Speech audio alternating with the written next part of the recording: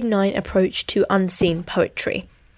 So in this video, we're going to be looking at 3 key points. Firstly, the grade 9 approach to the unseen poem, so the annotations. Then we're going to be looking at going through and annotating an unseen poem, so the actual example that I'll be giving you. And then I'll be showing you my grade 9 essay to the example question, their timestamps, and note in this video we're looking at question 1. So here is question 1, and here's the unseen poem. So hopefully you haven't seen it before. I'm going to read it aloud firstly. Normally in the exam situation it will be really helpful if you try and read it aloud in your head. So, my mother had more magic in her thumb than the length and breadth of any magician, weaving incredible stories around the dark green senna brew just to make us slake, the ritual Sunday purgative. Knowing how to place a coquille poultice on a fevered forehead, knowing how to measure a bully's symmetry, kneading the narrow panes away. Once my baby sister stuffed a split pea up her nostril. My mother got a crochet needle and gently tried to pry it out. Suddenly, in surgeon's tone, she ordered, "Pass the black pepper," and patted a little under the dozing nose. My baby sister sneezed. The rest was history. Now, you may be looking at this poem and going, I do not understand at all what it means. But I'm going to give you the approach now, which will help you, even if you don't understand it with the first reading, decipher what the poem is about. So here is my approach. It is actually inspired by Mr. Sally's, which I can link. And he's done a video about unseen poetry, and I've sort of tailored it to how I prefer to do it, and you can do the same and tailor it. So we begin by looking at the beginning, then the language, then the title, then the form and structure, and then the ending. So this is a way you can not only just annotate the poem in this order, but you can also write your essay out in this order. Now this is a really good method because it ticks every checklist off the assessment objectives. So if you use this method wholly, then you will be getting 4 marks in this question. So now I'm going to show you the example. I'm going to be annotating this poem live in front of you and using this method of beginning, language, title, form and structure, and then ending to go and annotate it. So using the first step of the method, which is looking at the beginning, which is usually going to be the first stanza. So this is the first section we're looking at. Now, first of all, what I notice here in the first line is, my mother had more magic. Now here there is clear use of alliteration. My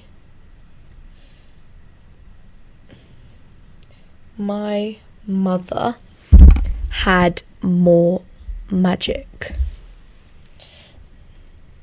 So this use of alliteration here creates a very pleasing, soothing and calming tone, which highlights the mother's influence. It possibly suggests how the mother is soothing, calming and pleasing. And that's a useful point. The second point I want to make is looking at the words, the length and the breadth. Now, here the speaker is trying to describe the mother's talents being beyond the length and breadth of any magician. Now, what I want to say about these are that these 2 words have very elongated sounds. So what you need to pay attention to in poetry is how things sound. So this has elongated sounds, and it sort of stretches out the mother's capability. And that's exactly what the writer is trying to say. Capability. The mother is not just the length, but also the breadth. So you can talk about how there's a sense of exaggeration here, and possibly highlights how the poet in the beginning is quite young. Now we're going to look at the second step of the method, which is looking at the language. So, first of all, we're going to be looking at, I've handpicked things that stand out to me. So, looking at the poem, you need to look at what stands out to you. Now, personally, for me, what stands out to me is this stanza here. So the third stanza, and it's knowing how to place a cochineal poultice on a feathered forehead, knowing how to measure a bully's symmetry, kneading the narrow points away. So you don't necessarily have to know what this means, but what I get from this is that there's a sound of N being created, the knowing.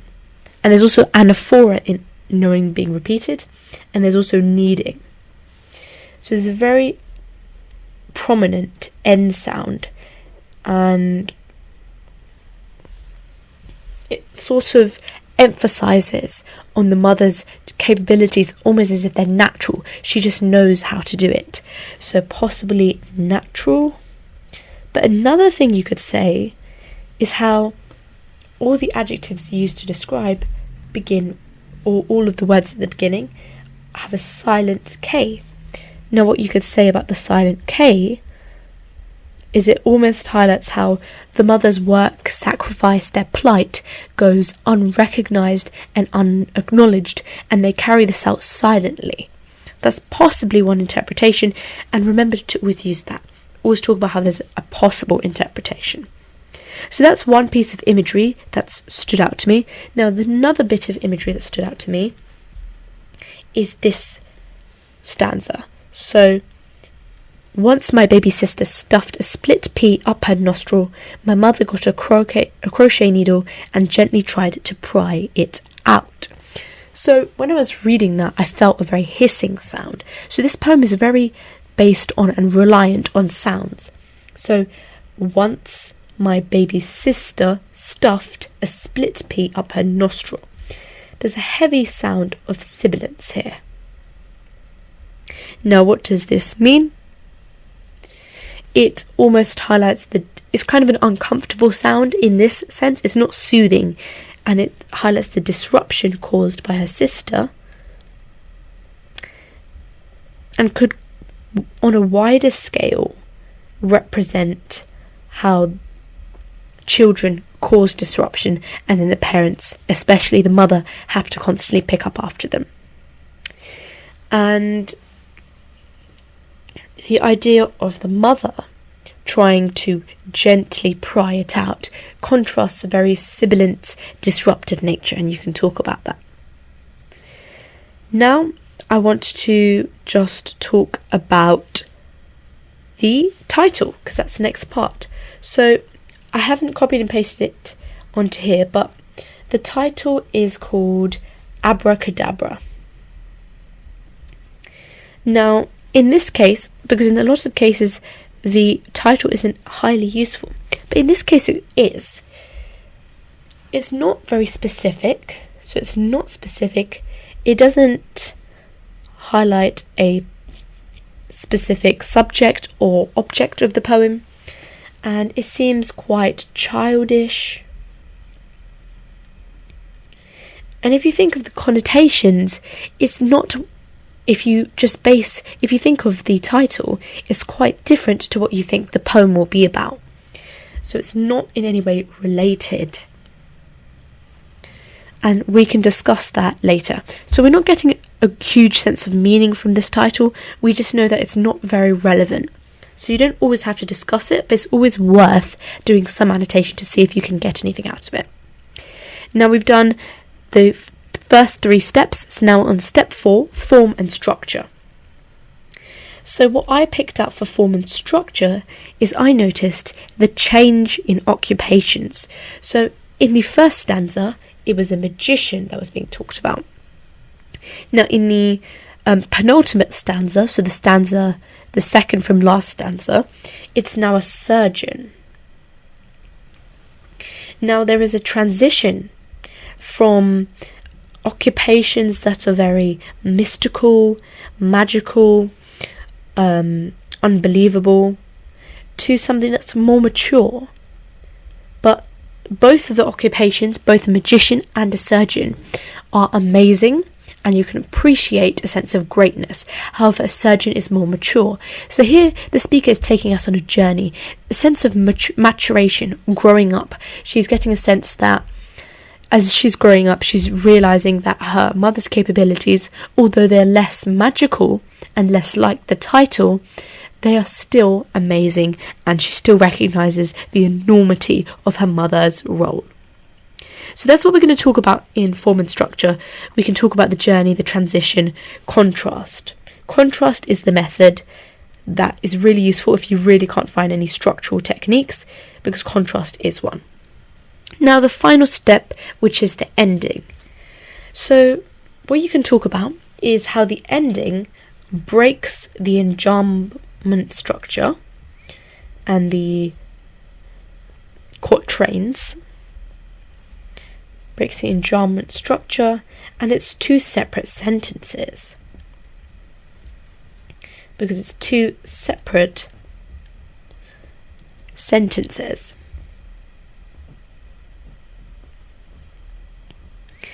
And what you can talk about is how there's also a sense of finality here. There's a rest was history, so there's an ST sound being made. And it could talk about how there's a sense of finality, how it's stopping, but also how there is a sense that the mother's is continuing on by describing the rest of her childhood within just one word, calling it history, kind of suggests the final sense that all the mother's work can just be diminished or limited to one word, and we need to recognise it more. So the overall purpose of the poem is something you should also consider. I believe the poem's purpose is about depicting and portraying a mother's role and how it is often unacknowledged, and it is really amazing. Through even her maturing and her journey of age throughout the poem, the amazement of her mother's capabilities remains the same. So now let's move on to looking at my grade 9 essay. So this is my introduction to the answer of the question. Just note that everything I wrote was in 25 minutes, so proper exam time conditions, and this is the grade 9 essay. So the introduction, I said, in the poem Abra-Cadabra, Nichols explores the almost transcendent nature of her mother as a wider platform to exemplify the multi-talented role of mothers. So what I've done here is, firstly, I've talked about what Nichols does, then I look at what is done in the poem and what the purpose of the poem is, and then I talk about what it represents on a greater scale. So start from what Nichols does, so start from what the poet does, to what it means in the poem, to what it means in a greater idea. So my first paragraph here. In the beginning of the poem, the reader gains a sense that the speaker is enamoured and mesmerised by the supernaturally depicted powers her mother seems to possess. In the first line, my mother had more magic. The alliteration of the M sound is instrumental in setting a pleasing and soothing sound to the poem. This could also possibly replicate the soothing influence that the mother has with the speaker and her sister.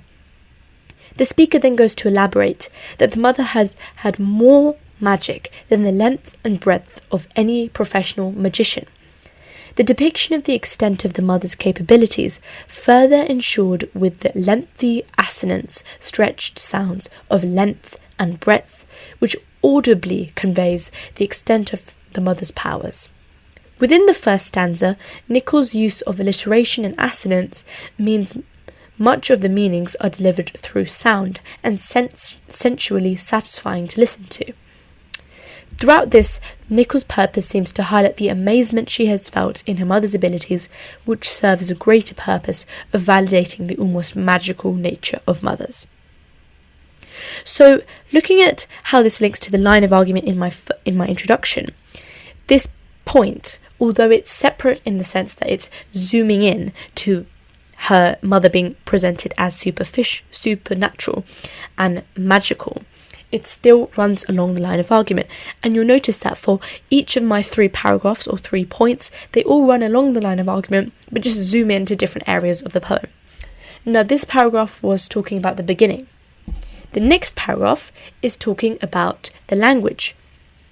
So the speaker further presents her mother as all-knowing and wise through the anaphora of knowing and needing, to not only exemplify the spectrum of knowledge that her mother perhaps naturally possesses, but perhaps through deeper analysis, through these repeated words, all sharing the silent K in the beginning, it possibly depicts how the mother's teaching, wisdom and sacrifice is often carried out silently and without recognition.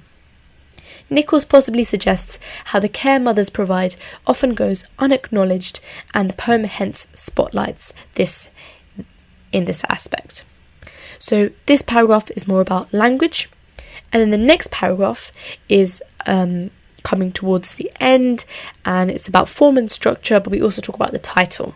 So you can combine the different aspects we looked at. I said, throughout the journey of the poem, the poet's standpoint and feelings regarding her mother only seem to mature and grow. The progression of occupations surrounding the mother transitions from magician in the first stanza to surgeon in the penultimate one. The transition from something unexplainable and mystical to something more realistic and measurable seems to parallel the speaker's natural maturation of perspective. Yet despite this shift in tone through maturation, it seems Nichols still comprehends the enormity of the mother's role, as although a surgeon is more realistic, it still recognises the patience, skillfulness and wisdom that accompanies it. Through this shift in tone, Nichols inevitably seems to separate from the immature connotations of the title, being Abra-Cadabra, to truly valuing and respecting the scale of sacrifice and patience that mothers must endure. Now moving on to my final conclusion, which talks a bit about the end and then goes on to greater depth. The final stanza ends the poem and breaks from the continuous enjambment infused form to form 2 short sentences.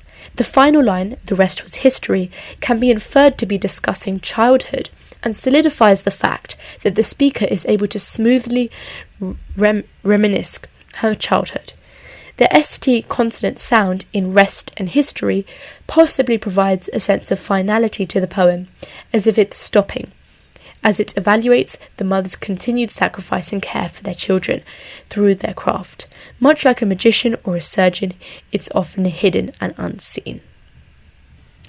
So, I hope you found this helpful. We've looked at a grade 9 response, and if you have any questions, feel free to comment them down below. But for more Noble for GCSE videos, be sure to subscribe. See you soon.